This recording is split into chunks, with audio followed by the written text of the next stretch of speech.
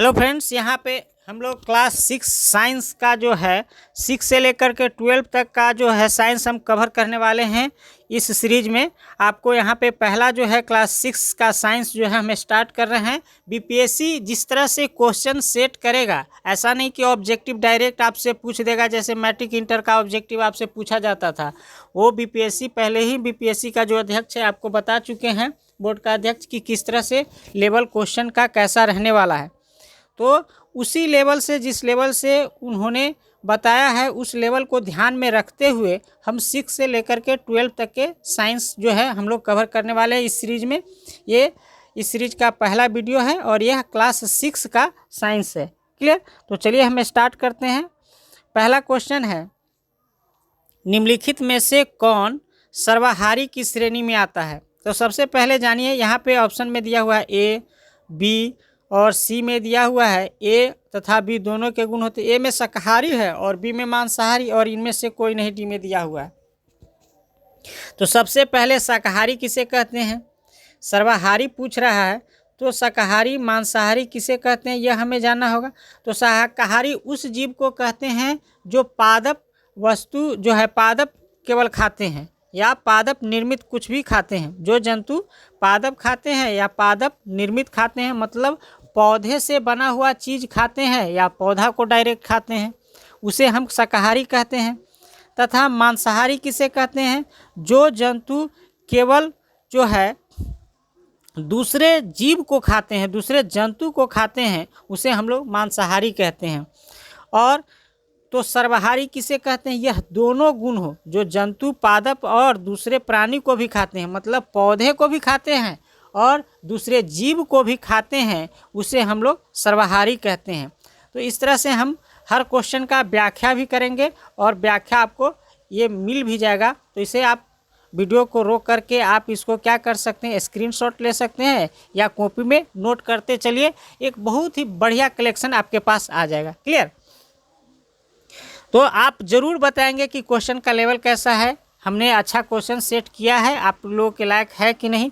जो भी हमें कमी होगा ज़रूर कमेंट में बताएंगे ताकि हम सुधार कर सकें नेक्स्ट वीडियो में। चलिए नेक्स्ट क्वेश्चन देखते हैं। नेक्स्ट क्वेश्चन है, मधुमक्खियाँ फूलों से मकरंद एकत्र कर इसे भंडारित करती है क्योंकि? तो यहाँ पे ऑप्शन ए में जो दिया हुआ है, फूल और मकरंद जो है वर्ष में केवल कुछ ही समय उपलब्ध होते हैं। मधुमक्खियों में अधिक शहद खाने की प्रवृत्ति होती है। सी में दिया है, इनमें आलस की प्रवृत्ति होती है और ऐसा करने से उन्हें खाने का भंडारण एकत्र होने के बाद काम नहीं करना पड़ता। डी में दिया है उपयुक्त में से सही सभी। तो यहाँ पे देखेंगे, कह रहा है मधुमक्खियाँ जो है फूलों से मकरंद एकत्र कर इसे भंडारित करती है। तो क्यों भंडारित करती है? तो देखिएगा, क्योंकि आप देखते होंगे कि मधुमक्खी जो है, आप जो छत्ता आप देखेंगे कि जिस समय फूल आता है, सरसों के फूल आते हैं, उस समय मधुमक्खी क्या करती है, या सूर्यमुखी आपके बागान में अगर कहीं भी आपके खेती हो रहा है, तो जहाँ भी बगीचा होता है वहाँ पे, या आम का फूल हो उस पे जा करके, या कोई भी किसी प्रकार का पुष्प हो, उसमें से शहद एकत्रित करने का प्रयास करती है और उस शहद को अपने घोंसला जो उसका होता है मधुमक्खी का, उसमें रखने का, संजोने का काम करती है। तो ऐसा क्यों करती है? तो ऐसा इसलिए करती है कि शहद जो फूल जो है, सरसों की खेती होती है, ये फूल जो है हमेशा उपलब्ध नहीं होता है। यह जो है आपका जो है साल में 1 या 2 बार ही उपलब्ध होता है, जिसके कारण जो है मधुमक्खी उसको एकत्र कर लेती है ना। तो ऑप्शन नंबर ए आपका सही है। तो व्याख्या में देखेंगे, कह रहा है कि मधुमक्खियाँ फूलों से मकरंद एकत्र करती है और इसे अपने छत्ते में भंडारित करती है। मतलब घोंसला जो होता है उसका मधुमक्खी रखने का एक बहुत बड़ा मतलब जुगाड़ कह सकते हैं। उसमें से मधुमक्खी रखने पर मधुमक्खी गिरता नहीं है। जो हम लोग शहद खाते हैं वो उसमें रखता है तो चूता नहीं है। इस तरह का उनका जो है घोंसला होता है। क्योंकि फूल और उनका मकरंद वर्ष में केवल कुछ समय में ही उपलब्ध होते हैं, अतः मधुमक्खियाँ जो है इस मकरंद का भंडारण कर लेती है ताकि पूरे वर्ष इसका उपयोग कर सकें। और दोस्तों, हमारे पास जो है साउंड प्रूफ जो है स्टूडियो नहीं है, अभी बारिश हो रही है तो थोड़ा बहुत बारिश का साउंड आ रहा होगा, इसके लिए हम माफ़ी चाहते हैं। तो इस तरह से इस क्वेश्चन नंबर 2 का जो है ऑप्शन नंबर ए सही है कि फूल और उनका मकरंद वर्ष में केवल कुछ समय उपलब्ध होते हैं। क्लियर। तो नेक्स्ट क्वेश्चन देखते हैं। नेक्स्ट क्वेश्चन कह रहा है कि निम्नलिखित कथनों पर विचार कीजिए। एक में दिया हुआ है कि पौधे एवं जंतु भोजन के मुख्य स्रोत है। 2 में दिया हुआ है सभी पौधे की जड़, तना, पुष्प और पत्तियां को खाया जाता है। तो पहला ऑप्शन तो देख लीजिए, कह रहा है कि पौधे एवं जंतु भोजन के मुख्य स्रोत है, ये तो सही लग रहा है। लेकिन क्या सभी पौधे के जड़ को, मतलब जो नीचे मिट्टी के अंदर में जो रहता है उसको आप खाते हैं? तना मतलब मिट्टी के ऊपर वाला भाग को आप खाते हैं? पुष्प जो पौधे में पुष्प जो फूल खिलता है उसको खाते हैं? और पत्तियां को खाया जाता है? तो ऐसा तो नहीं है दोस्तों कि सभी पौधे का आप जड़ भी खाते हैं, उसका तना भी खाते हैं, पुष्प भी खाते हैं, पत्तियां भी खाते हैं। ये ऑप्शन नंबर आपको गलत ही लग रहा है। क्वेश्चन नंबर इसका 3 का तीसरा देखेंगे। कुछ पौधे में 2 या 2 से अधिक भाग खाने योग्य होता है। हाँ, कुछ पौधे ऐसे हैं जिनका 2 या 2 से अधिक भाग खाया जाता है। जैसे आप सरसों का ले लीजिए, तो सरसों का जो पुष्प होता है, फूल का भी हम लोग साग बना के खाते हैं।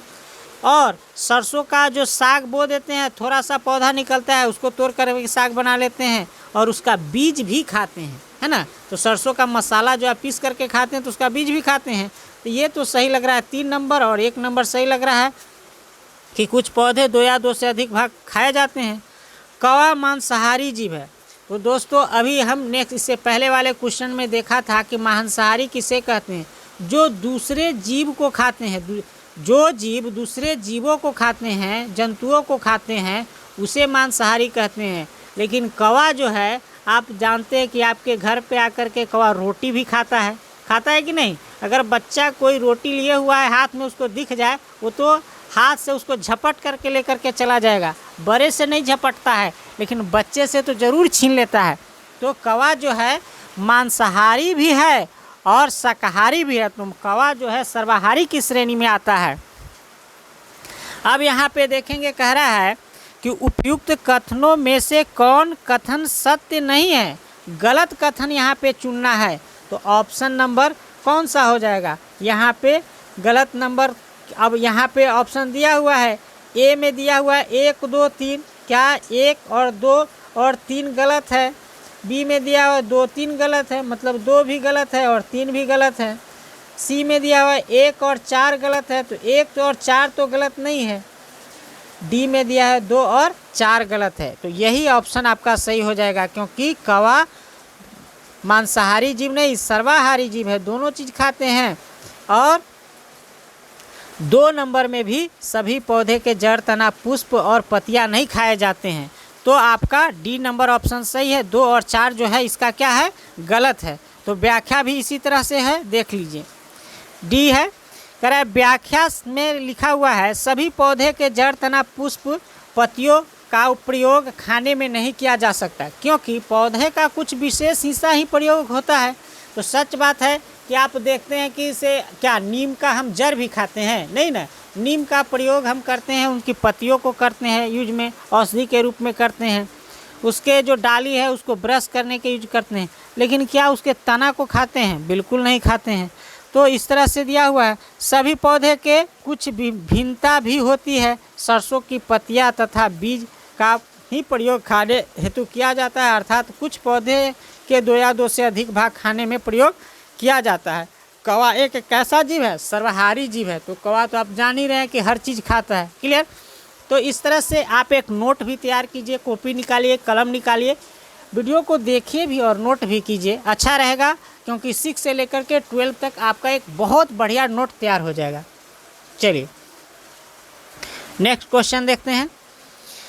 क्वेश्चन नंबर 4 में दिया हुआ है सूची 1 को सूची 2 से सम्मिलित कीजिए और सूचियों के नीचे दिए गए कूट का प्रयोग कर सही उत्तर का चयन कीजिए। दोस्तों इसमें जो है ऑप्शन कुछ जो है गलत हो गया है, क्योंकि हमारे पास टाइपिस्ट नहीं है, केवल टाइपिंग ऑफलाइन क्लास लेने के बाद हमने ये तैयार किया है। तो फर्स्ट क्लास है, इसमें टाइपिंग पे विशेष हमने ध्यान नहीं दिया था तो ऑप्शन इधर उधर हो गया है, तो इसके लिए हम सॉरी बोलते हैं। अगले वीडियो में सारे ऑप्शन को चेक करने के बाद ही वीडियो बनाया जाएगा। सूची ए में दिया हुआ है शेर एवं बाघ, तो ये क्या करते हैं? इधर में दिया हुआ है सब्जियां हैं, सभी जंतु उत्पाद है, दूसरे जंतु को खाते हैं, पादप एवं पादप उत्पाद खाते हैं। तो शेर एवं बाघ क्या करते हैं? सभी जो है ये शेर बाघ जो है दूसरे जंतु को खाते हैं। तो ए का जो मिलान किस में होगा? 3 में होगा, देखते रहिएगा। शाकाहारी, शाकाहारी क्या है? तो शाकाहारी उसे कहते हैं जो पादप और पादप उत्पाद खाते हैं, मतलब पेड़ पौधे से बना हुआ कोई चीज़ खाते हैं, जैसे साग सब्जी हम लोग खाते हैं, और पादप को ही खाते हैं, जैसे डायरेक्ट पौधे को भी हम लोग खाते हैं, तो उसे हम क्या कहते हैं? शाकाहारी कहते हैं। तो बी का मिलान किससे होगा? 4 से होगा। सी में कह रहा है पालक फूल गोभी, तो देखिए ऊपर में 1 में दिया है पालक जो है पतिया को जो है फूल गोभी को क्या कहते हैं? तो सब्जियां कहते हैं। डी में दिया हुआ है पनीर, दूध, घी, दही। दूध, पनीर, घी, दही जो है यह किसका उत्पाद है? पादप उत्पाद नहीं है, पौधे से यह नहीं प्राप्त होता है, यह जंतु उत्पाद है। यह सभी क्या है? 2 में देखिए सभी जंतु उत्पाद है। तो आपका जो है दूध, पनीर, घी और दही ये क्या है? जंतु उत्पाद है, यह जंतु से हमें प्राप्त होता है। जैसे जंतु किसे कहते हैं? जानवर को कहते हैं। तो दूध किससे मिलते हैं? भैंस से मिलते हैं, गाय से मिलते हैं। तो ये क्या है? जंतु उत्पाद है। उसी दूध का पनीर बनता है, उसी दूध का घी बनता है दोस्तों, उसी दूध को दही बनाते हैं। तो ये तो जानवर से मुझे मिलता है, इसीलिए दूध, पनीर, घी, दही को क्या कह सकते हैं? ये सभी जंतु उत्पाद है। तो डी का दू से मिलान होगा। तो इस तरह से ऑप्शन आपका कौन है? 1 का आपका जो है 3, तो ए में देखिए ए का 3 है, बी में भी 1 का 3 है, तो इस दोनों में से कोई हो सकता है। सी और डी तो होगा नहीं, ये तो पहले ही छट गया। दूसरा में देखेंगे बी का शाकाहारी क्या है? जो पादप एवं पादप उत्पाद खाते हैं। तो बी का क्या होना चाहिए? 4। तो दोनों में ए में भी 4 है और बी ऑप्शन में भी 4 है बी का, तो ये अभी तक छटा नहीं। सी में देखिए पालक एवं फूलगोभी क्या है? सब्जियां हैं, 1 नंबर, तो सी का 1 होना चाहिए, तो ए छट गया। ए का सी का 2 है और बी का क्या है? और आपका जो बी का जो है आपका क्या है? यहाँ पे 1 है, सी का क्या है? 1। तो आपका ऑप्शन नंबर क्या हो जाएगा? ये बी हो जाएगा। क्लियर? तो नेक्स्ट देखेंगे क्वेश्चन, इसका व्याख्या देख लेते हैं। कह रहा है बी में व्याख्या क्या है? शेर एवं बाघ दूसरे जंतु को खाते हैं, अभी हमने बताया। शाकाहारी जो है पादप या पादप उत्पाद खाते हैं, पौधे से बने हुए चीज़ खाते हैं। पालक फूलगोभी को क्या कहते हैं दोस्तों? सब्जी कहते हैं। दूध, पनीर, घी, दही को क्या कहते हैं? यह सभी जंतु उत्पाद है, जानवर से हमें ये प्राप्त होता है। क्लियर? नेक्स्ट क्वेश्चन देखेंगे, क्वेश्चन नंबर 2 देखेंगे। तो यहाँ पे कह रहा है निम्नलिखित में से कौन सा भोजन जो है के पोषक तत्वों से सम्मिलित है? तो ए में लिखा हुआ है खनिज लवण, पोषक तत्व है। यहाँ पे ध्यान दीजिएगा, मतलब खाना जो हम खाते हैं उस भोजन से हमें किस चीज़ से हमारे शरीर को पोषण मिलता है। निम्नलिखित में से कौन भोजन के पोषक तत्व में सम्मिलित है? यहाँ पे सम्मिलित होना चाहिए लिखा हुआ है, तो थोड़ा सा मिस्टेक हो गया है, माफ़ कीजिएगा। तो देखिएगा खनिज लवण, तो खनिज लवण जो है हमारे शरीर को, भोजन जब हम करते हैं तो हमारे शरीर को पोषण प्रदान करती है। और दूसरा नंबर में दिया हुआ है विटामिन, तो विटामिन जो भी है यह भी हमारे शरीर को क्या करती है? पोषण प्रदान करती है।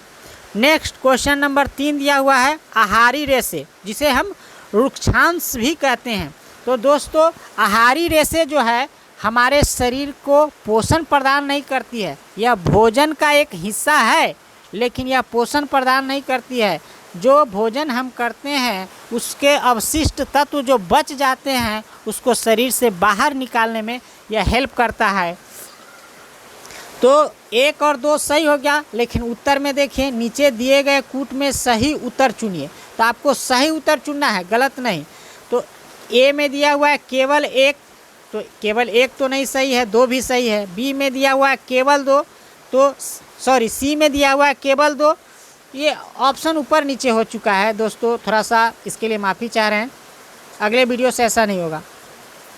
तो सी में दिया हुआ है केवल 2 और बी में दिया हुआ है केवल 1 और 2, तो यही जो है बी नंबर ऑप्शन आपका सही हो जाएगा, केवल 1 और 2। डी में दिया हुआ 1 2 3 तीनों सही है, तो नहीं, 3 नंबर सही इसलिए नहीं है कि आहारी रेशे जिसे रुक्षांश कहते हैं वह हमारे शरीर में भोजन करने के बाद जो तत्व बच जाते हैं, अवशिष्ट पदार्थ बच जाते हैं, उसको बाहर करने में सहयोग देता है। क्लियर? तो नेक्स्ट क्वेश्चन हम देखेंगे, इसका व्याख्या पहले देख लेते हैं। तो बी नंबर ऑप्शन यहाँ दिया हुआ था, यहाँ पे देखिएगा बी नंबर में ही है, केवल 1 और 2, देख रहे ना, ऑप्शन आगे पीछे हो गया। तो व्याख्या में है कि भोजन के मुख्य पोषक तत्वों में कार्बोहाइड्रेट, मतलब भोजन के जो हम करते हैं उसमें मुख्य पोषक तत्व जो हमारे शरीर को पोषण प्रदान करने वाली तत्व में कौन कौन होता है ये जानकारी रहेगा। तो नेक्स्ट दूसरा भी ऑप्शन रहेगा तो उसमें हम मार देंगे। तो कह रहा है कि कार्बोहाइड्रेट, तो सबसे पहले जो हम भोजन करते हैं वह भोजन में जो तत्व पाया जाता है वह हमारे शरीर को कौन सा तत्व पोषण देता है, तो कार्बोहाइड्रेट पोषण देता है। और कौन सा देता है, तो प्रोटीन देता है। और कौन सा देता है, तो वसा देता है। और कौन देता है, तो विटामिन देता है तथा खनिज लवण सम्मिलित है। तो इतना चीज़ जो है हमारे शरीर को क्या करता है, पोषण देता है, जो हम भोजन करते हैं उसमें का मुख्य तत्व ये हुआ। आगे देखिए, इसके अतिरिक्त भोजन में आहारी रेशे जिसे हम क्या कहते हैं, रुक्षांश कहते हैं, और जल भी होता है। तो ये हमारे भोजन का हिस्सा है। कौन सा, आहारी रेशा, और जल भी हमारे भोजन का हिस्सा है। रुक्षांश हमारे शरीर को कोई पोषक प्रदान नहीं करता, ये हमारे शरीर को पोषण प्रदान नहीं करता है। क्लियर? तो क्लियर यहाँ हो गया। तो हमसे क्वेश्चन में पूछ रहा था कि कौन पोषण तत्व सम्मिलित है, तो यहाँ पे 2 ही है, खनिज लवण एवं विटामिन। और भी ऑप्शन अगर आपसे चेंज रहेगा, कार्बोहाइड्रेट, प्रोटीन, वसा, विटामिन कुछ भी रहेगा तो आप उसमें से टिक लगा देंगे। क्लियर? तो नेक्स्ट क्वेश्चन देखते हैं दोस्तों। तो यहाँ पे हम लोग देखने वाले हैं क्वेश्चन नंबर दूसरा। यहाँ चैप्टर वाइज क्वेश्चन बदल भी जा रहा है। यहाँ क्वेश्चन दूसरा है, सॉरी, यहाँ पे क्वेश्चन जो दूसरा है यहाँ पे देखेंगे, यहाँ पे भोजन के घटक, वहाँ पे चैप्टर नंबर 6 क्लास का चैप्टर 1 से उतना ही क्वेश्चन आपको पढ़ने की ज़रूरत था। पूरा क्वेश्चन, पूरा किताब को मथने की आवश्यकता नहीं था, मुख्य क्वेश्चन हमने निकाल करके दिया। अब चैप्टर नंबर 2 में भोजन के घटक, इस चैप्टर से क्वेश्चन 1 हम देख चुके हैं और क्वेश्चन हम 2 देखने जा रहे हैं। कह रहा है भोजन के विभिन्न पोषक तत्वों के संदर्भ में निम्नलिखित कथनों पर विचार कीजिए। यहाँ पे देखिए बदल गया, भोजन के विभिन्न पोषक तत्वों के संदर्भ में निम्नलिखित कथनों पर विचार कीजिए। अगर नेक्स्ट इससे पहले वाला क्वेश्चन में हमने डिस्कस कर चुके हैं कि भोजन में जो हमारे शरीर को पोषण प्रदान करने वाला कौन से तत्व है, तो एक में कार्बोहाइड्रेट तथा वसा हमारे शरीर को मुख्य रूप से ऊर्जा प्रदान करती है, तो ये बात बिल्कुल सही है। प्रोटीन तथा खनिज लवण हमारे शरीर की वृद्धि तथा अनुरक्षण के लिए आवश्यक होते हैं, यह भी बात सही है। विटामिन हमारे शरीर की रोगों से रक्षा करने में सहायता करती है, एकदम बिल्कुल दोस्तों यह बिल्कुल सही है। इसका भी ऑप्शन ऊपर नीचे हो चुका है, तो हमें यहाँ पे तीनों ऑप्शन सही है, इसीलिए इसका जो है आंसर डी हो जाएगा, 1 2 3। क्योंकि हमारे शरीर में जो कार्बोहाइड्रेट है और वसा जो है हमारे शरीर में क्या करती है, ऊर्जा प्रदान करती है, जिससे हम कोई काम कर सकते हैं। जैसे भोजन हम किए, अगर उसमें कार्बोहाइड्रेट और वसा नहीं रहेगा तो हमारे शरीर में ताकत महसूस नहीं होगा, ऊर्जा की प्राप्ति नहीं होगा, तो हम नहीं कर सकते हैं। जैसे आप जानते हैं कि जो व्यक्ति जिम करने जाता है उसको जो जिम ट्रेनर होता है उसको डाइट बताता है कि 3000 कैलोरी ऊर्जा की आपको आवश्यकता है एक दिन में, या 5000 कैलोरी ऊर्जा की आवश्यकता है, तो उस तभी आप इतना वेट उठाइएगा, नहीं तो अन्यथा अगर बिना जिम ट्रेनर का आप जिम करने जाइएगा और नॉर्मल भोजन कीजिएगा तो आपको टीबी हो जाएगा, आपको फेफड़े का टीबी हो जाएगा। दोस्तों एकदम सत्य बात है। क्लियर। तो जितना आप वेट उठाते हैं, जितना आप वर्कआउट करते हैं, उसके हिसाब से अच्छे जिम में जिम जाना चाहिए। उसका ट्रेनर आपको बताएगा कि कितना आप वर्कआउट करते हैं, उसके हिसाब से आपको कितना कैलोरी ऊर्जा लेना चाहिए दिन भर में। तो कार्बोहाइड्रेट वसा हमारे शरीर के क्या है, मुख्य रूप से ऊर्जा प्रदान करती है। प्रोटीन तथा खनिज लवण हमारे शरीर की वृद्धि अनुरक्षण में के लिए आवश्यक होते हैं। अगर आप भोजन कर रहे हैं, उस भोजन में प्रोटीन की आवश्यकता अगर आपको भोजन में मिल रहा है, तो आपका शरीर ग्रोथ नहीं करेगा, वेट बढ़ेगा नहीं। आप अगर अंडर 18 एज है, आपका अगर शरीर लंबाई बढ़ने वाला है, तो वो बंद हो जाएगा, रुक जाएगा। क्लियर। विटामिन नीचे लिखा हुआ है 3 में, विटामिन हमारे शरीर के रोगों से रक्षा करने में सहायता करती है। तो सच में विटामिन जो होता है, जैसे विटामिन सी हो गया, आपको विटामिन ए हो गया, जो रतौंधी रोग होता है, आँख के रोग होता है, इससे रक्षा करता है। तो सभी विटामिन का अलग अलग काम है कि हर रोग का अलग अलग किस विटामिन से किस रोग का रक्षा होता है, आगे क्वेश्चन में सेट किया हुआ है, उसको देखेंगे। तो चलते हैं नेक्स्ट क्वेश्चन पे। नेक्स्ट क्वेश्चन यहाँ पे हम देखने वाले हैं दोस्तों। पहले इसका व्याख्या देख लेते हैं, इस क्वेश्चन का 2 नंबर का। करा व्याख्या, उपयुक्त तीनों कथन सही है। कार्बोहाइड्रेट और वसा से शरीर को ऊर्जा मिलती है। अभी हमने डिस्कस किया था। प्रोटीन तथा खनिज लवण जो है शरीर की वृद्धि एवं अनुरक्षण के लिए आवश्यक है।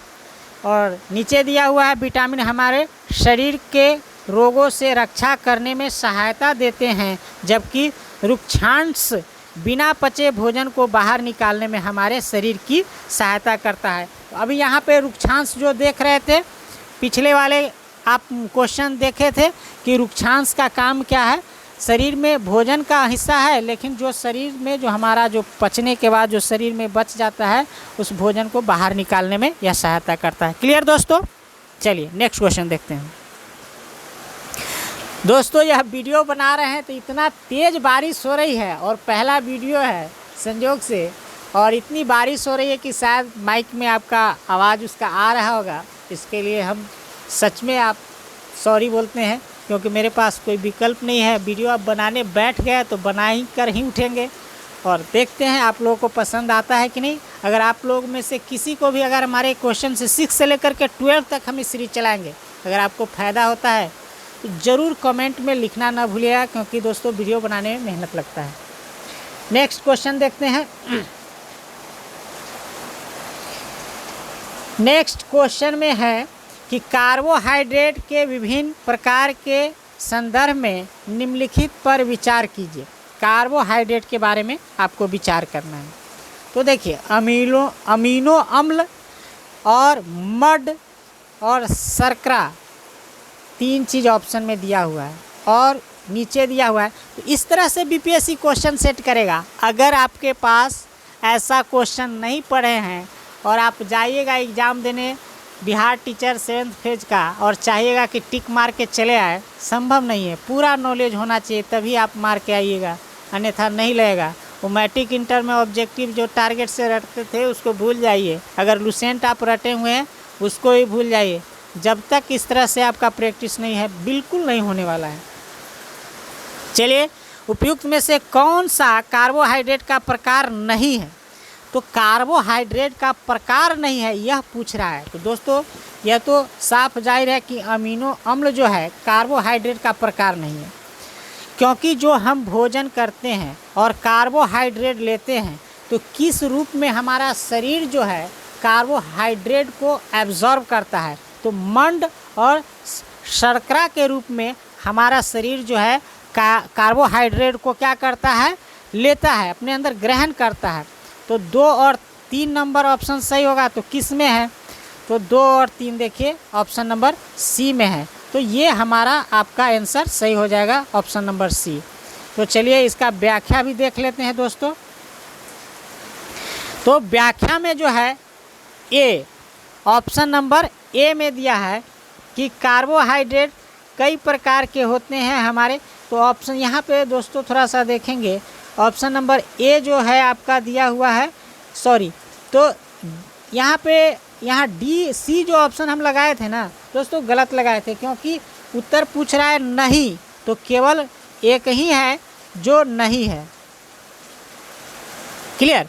यहाँ पे जो हमने लगाया था सी नंबर ऑप्शन, ये उत्तर पूछ रहा है कि कार्बोहाइड्रेट का प्रकार नहीं है, तो आपका जो है आंसर जो ये डी लगाए थे वो बिल्कुल गलत लगाए थे, है ना। तो यहाँ पे सी लगाए थे वो गलत है, यहाँ पे आपका ए नंबर ऑप्शन सही हो जाएगा। नहीं पूछ रहा है तो एक ही केवल है अमीनो अम्ल। क्लियर। चलिए, कार्बोहाइड्रेट कई प्रकार के होते हैं। हमारे भोजन में पाए जाने वाले मुख्य कार्बोहाइड्रेट मड तथा शर्करा के रूप में होते हैं। अमीनो अम्ल एक प्रोटीन है। तो यहाँ पे एक और जानकारी हमें हासिल क्या हुआ कि अमीनो अम्ल जो है यह प्रोटीन का प्रकार है। क्लियर। नेक्स्ट क्वेश्चन देखते हैं।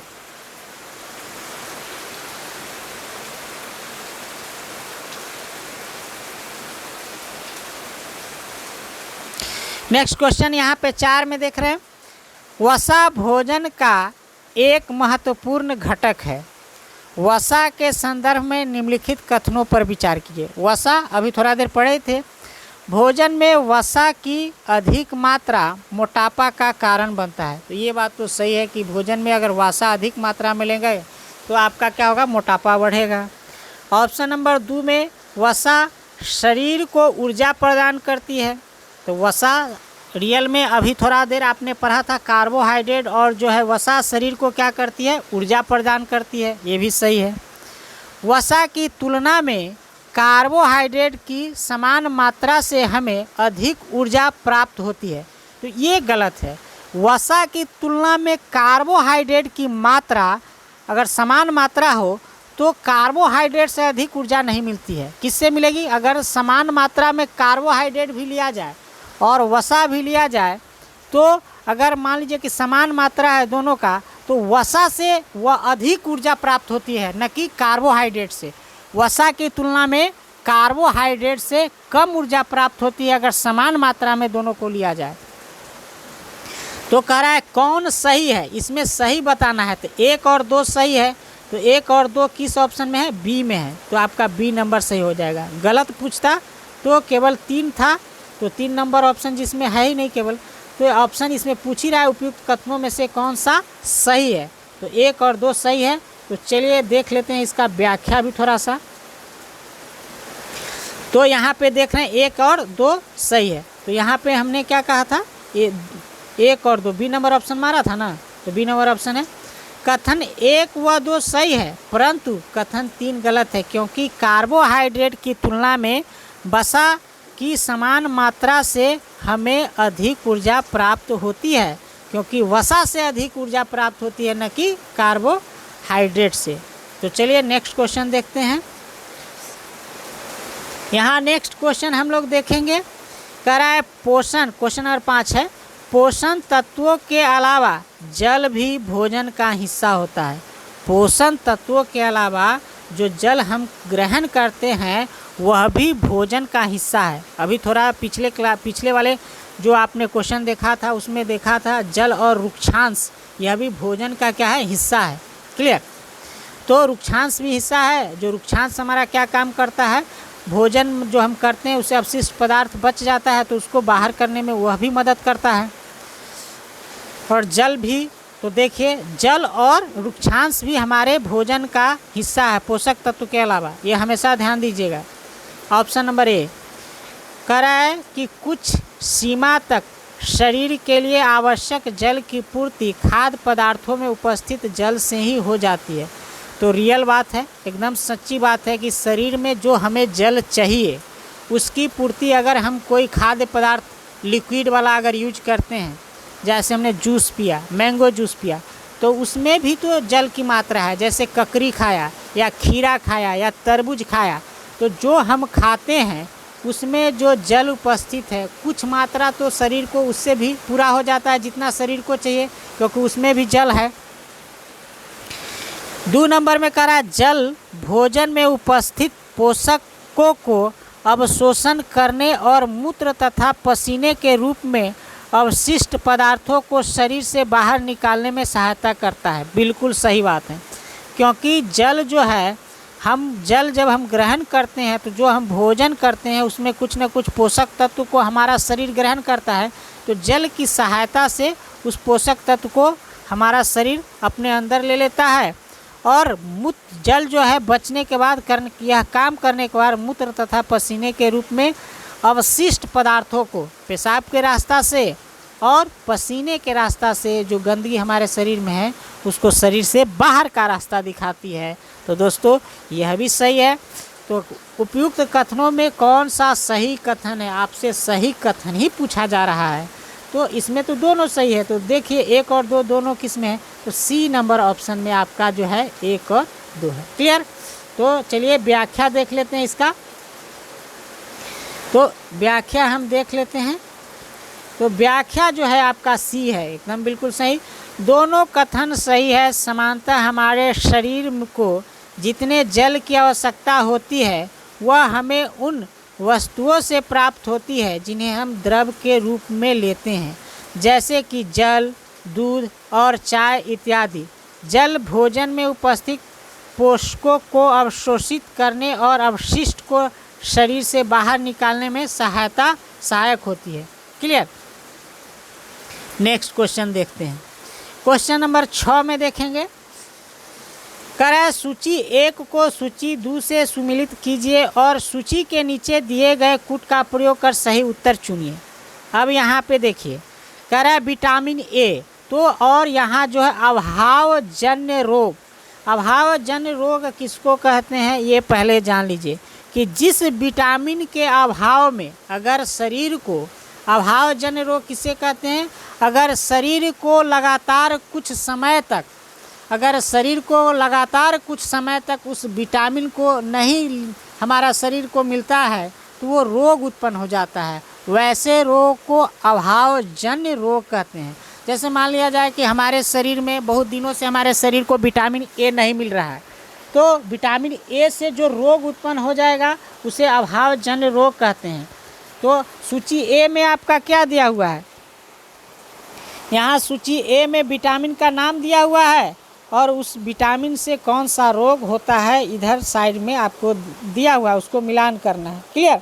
तो इसमें दोस्तों ए बी सी डी भी ऑप्शन होना चाहिए, जो नहीं है इसके लिए इसमें से हट गया है। पहला वीडियो है, क्षमा चाहते हैं, अगले वीडियो से ऐसा नहीं होगा, बिल्कुल चेक करके वीडियो बनाएंगे।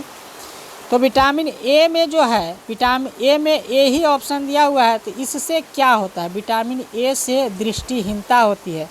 मान लिया जाए कि आपके शरीर में कुछ समय तक अगर विटामिन ए की प्राप्ति नहीं हो रही, आपको शरीर को नहीं मिल रहा है, तो आपको क्या हो जाएगा? दृष्टिहीनता हो जाएगी, आँख का रोग हो जाएगा, आपको कम दिखाई देने लगेगा। बी में विटामिन बी के बारे में कहा गया है। तो विटामिन बी से आपको क्या होता है? सी से तो स्कर्वी रोग होता है। सी से क्या होता है? स्कर्वी रोग होता है। अगर शरीर में विटामिन सी का जो अगर कमी है तो 4 नंबर ऑप्शन में स्कर्वी रोग दिया हुआ है, ये आपका होता है, ये स्कर्वी। क्लियर? तो स्कर्वी रोग होता है। तो बी से क्या होता है? बेरी रोग होता है। विटामिन बी से क्या होता है? बेरी एक रोग है, वो होता है। यहाँ पे ऑप्शन नंबर डी छूट गया है। तो डी में विटामिन डी ही लिखा हुआ था जो यहाँ पे नहीं है। तो ऑप्शन नंबर डी जो है आपका, डी में आप यहाँ लिख लेंगे, डी में विटामिन डी हो जाएगा डी में। क्लियर? तो डी नंबर ऑप्शन में विटामिन डी है। तो विटामिन डी से जो है कौन सा रोग होता है? तो रिकेटस रोग होता है। कौन सा रोग होता है? रिकेटस। विटामिन डी से रिकेटस रोग होता है। तो चलिए इसमें जो है ऑप्शन को मिलान करते हैं, कौन सा ऑप्शन सही है। तो दोस्तों यहाँ पे देखिए, ए में, ए जो है, ए को यहाँ मिलाएं तो आपका 3 नंबर ऑप्शन सही है। तो चलिए ए का भी है 3 नंबर, बी का भी है 3 नंबर, तो छटा नहीं, सी डी छट गया, नहीं डी भी नहीं छटा, डी में भी 3 नंबर है। बी का जो है आपका बेरी रोग है, तो बी का 1 है, तो ए और बी बच गया, डी नंबर ऑप्शन छट गया। सी में कह रहा है विटामिन सी से क्या होता है? स्कर्वी रोग। तो 4 नंबर ऑप्शन किस में है भैया?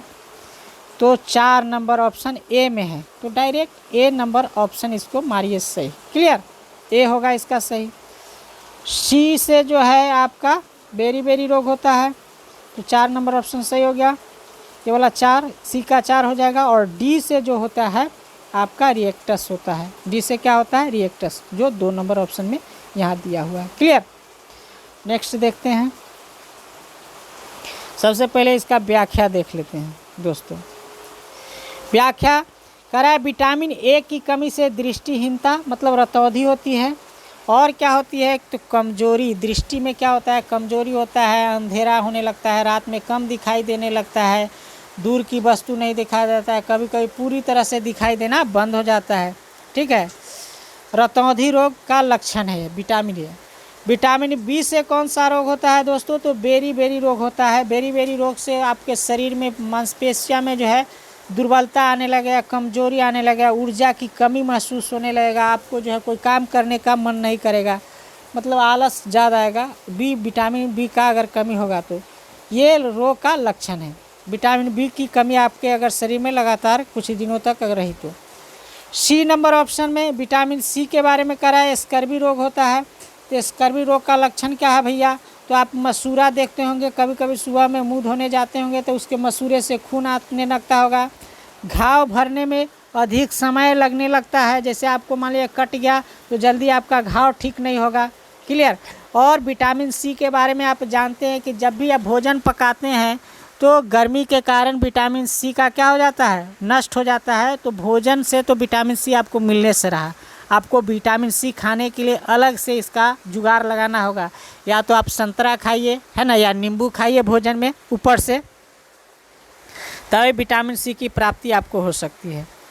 विटामिन डी की कमी से जो है रिकेटस रोग होता है। इसमें क्या होता है, अस्थियाँ मुलायम हो जाती है, जो हड्डी जो है आपका मुलायम हो जाएगा, मुड़ने लगेगा, है ना। तो आपका जो है किसी किसी का देखते हैं पैर बैंड हो जाता है, जैसे पैर झुका हुआ टेढ़ा रहता है, हाथ किसी का टेढ़ा रहता है।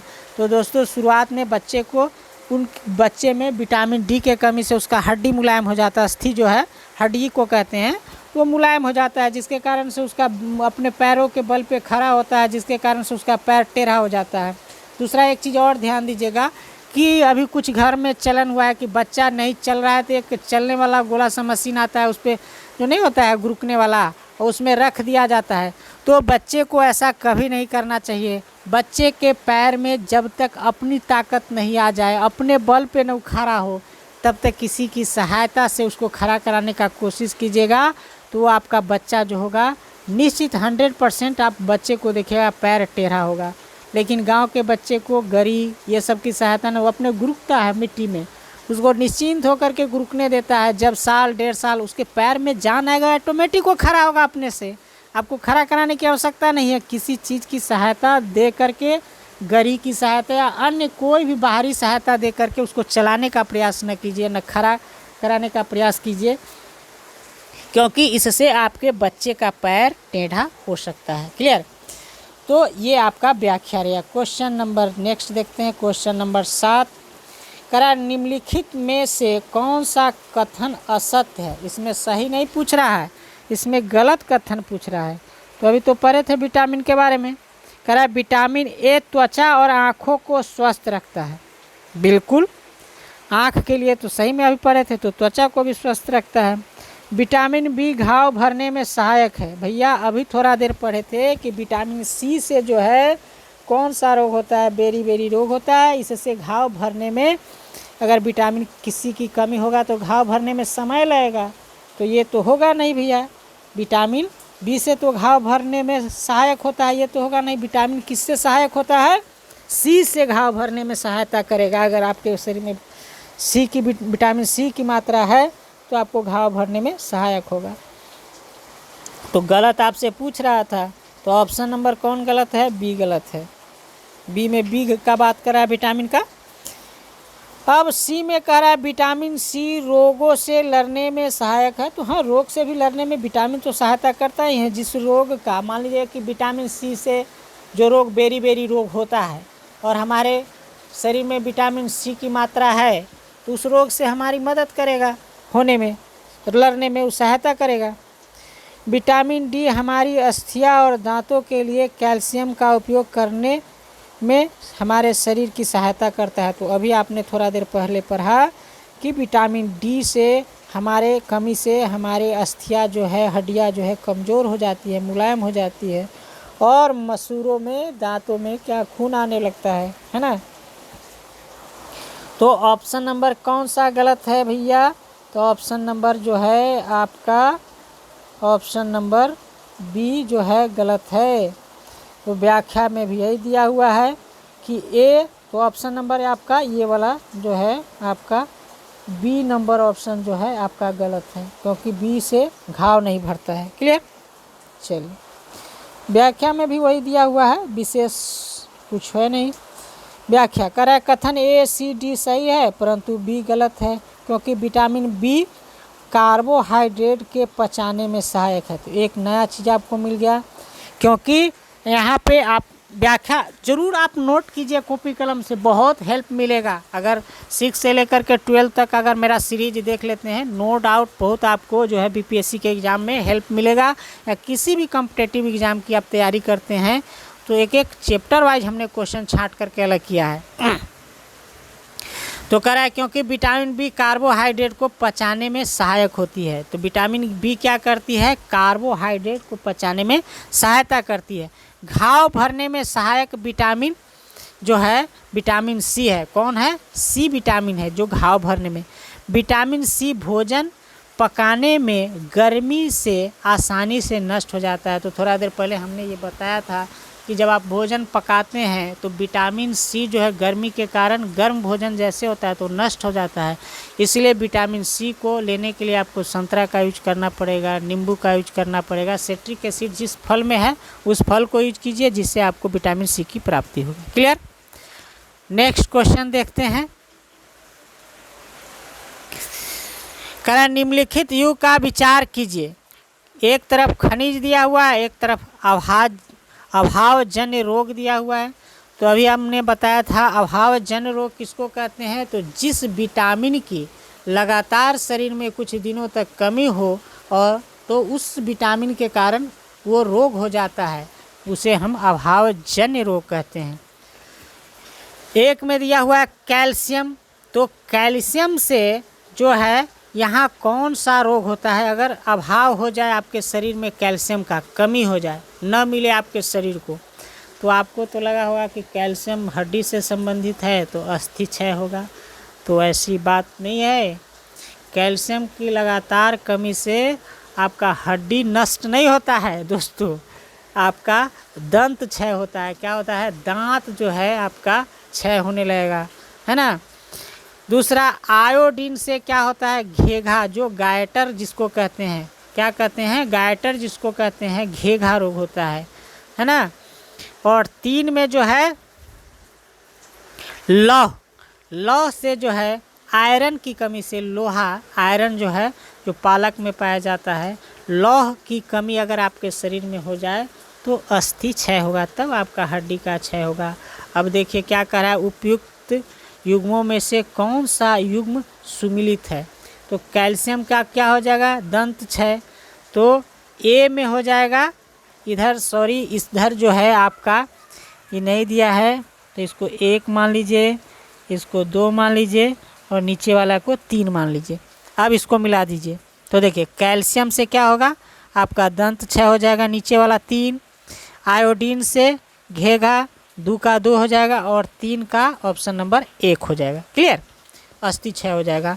तो क्या हो जाएगा आपका? कैल्शियम का 3, है ना। तो देखिए यह जो सुमिलित करना है, ए का 1 और 2, इसमें से ऑप्शन थोड़ा सा डाउट लग रहा है कि कैसे इसको जो है इस तरह से मिलाना है। 3 का इसको ए करना होगा, इसको ए, इसको बी कर दीजिए, इधर 1 दिया हुआ है तो इसको सी कर दीजिए, इस तरह से होगा। तो 1 का सी हो जाएगा, है ना। तो चलिए आप जान गए, इसको ऑप्शन में थोड़ा सा इधर गलत हमको लग रहा है, तो चलिए इसका व्याख्या देख ले रहे हैं, है ना। ऑप्शन में थोड़ा सा मिस्टेक लग रहा है। ऐसे जान ही गए कि कैल्शियम से दंत क्षय होता है, आयोडीन से घेघा होता है और लौह से अस्थि क्षय होता है। तो देख लेते हैं इसका व्याख्या भी। तो ए नंबर ऑप्शन दिया है, तो उत्तर तो इस तरह से दिया नहीं जा सकता है, ऑप्शन में कुछ गड़बड़ी था, तो उत्तर को तो बात छोड़िए, जानकारी पे ध्यान दीजिए।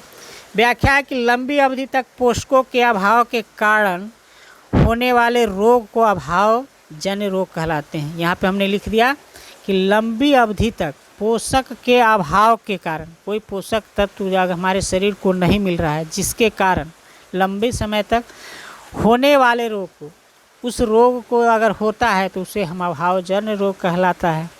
कैल्शियम की कमी से अस्थिया एवं दंत क्षय से संबंधित विकार होते हैं, है ना।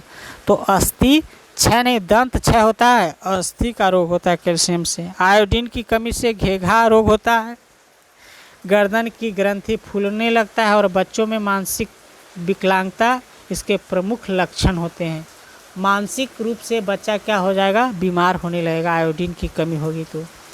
लौह की कमी से अरक्तता और इस कारण से रोगी को कमजोरी का अनुभव होता है। तो दोस्तों यहाँ पे हमने जो दिया था अस्थि क्षय, इसमें जो है अस्थि क्षय जो है, इसमें लौह को हमने डाल दिया था, अस्थि क्षय मिला दिया था, ये गलत है। इसमें जो है लौह की कमी से कौन सा रोग होता है, अरक्तता होती है, तो इसमें गलत ये ऑप्शन ही है। इसको थोड़ा सा अपने हिसाब से इसको लिखिएगा कि कैल्शियम की कमी से दंत क्षय होता है, मतलब एक का जो है 3 दंत क्षय भी होगा, 3 भी होगा और 2 भी होगा। तो ऐसा तो ऑप्शन इसमें दिया हुआ नहीं है। एक का अगर इसको हम ए मान लेते हैं, 1 मिनट, इसको ए मान लीजिए, इसको बी मान लीजिए और नीचे वाले को सी मान लीजिए, ये काट दीजिए, ठीक है। तो ए का जो है इसको 1 मान लेते हैं, इसको 2 मान लेते हैं और नीचे वाले को 3 मान लेते हैं। तो ए का जो है 1 और 2, तो ऑप्शन नंबर ए सही है। इस तरह से अगर हम किया जाए तो सही हो जाएगा। कैल्शियम का जो है क्या हो जाएगा, 1 नंबर में भी हो जाएगा और दंत क्षय में भी होगा। हमने मिस्टेक से जो है अस्थि क्षय दे दिया था, मैंने दंत क्षय दोनों एक साथ नहीं देखा था, इसलिए। आयोडीन का जो है यह घेगा 2 हो जाएगा, ये सही है। और लौह जो है, लौह का तो जो इसमें कोई हो नहीं रहा है, तो उपयुक्त में से सही यहाँ पे इस तरह से घुमाकर भी क्वेश्चन देगा। तो 1 और 2 सही है, तो ऑप्शन नंबर ये, ठीक है। बाकी 1 2 3 ऐसा तो है नहीं। क्लियर। तो चलिए नेक्स्ट क्वेश्चन हम देखते हैं।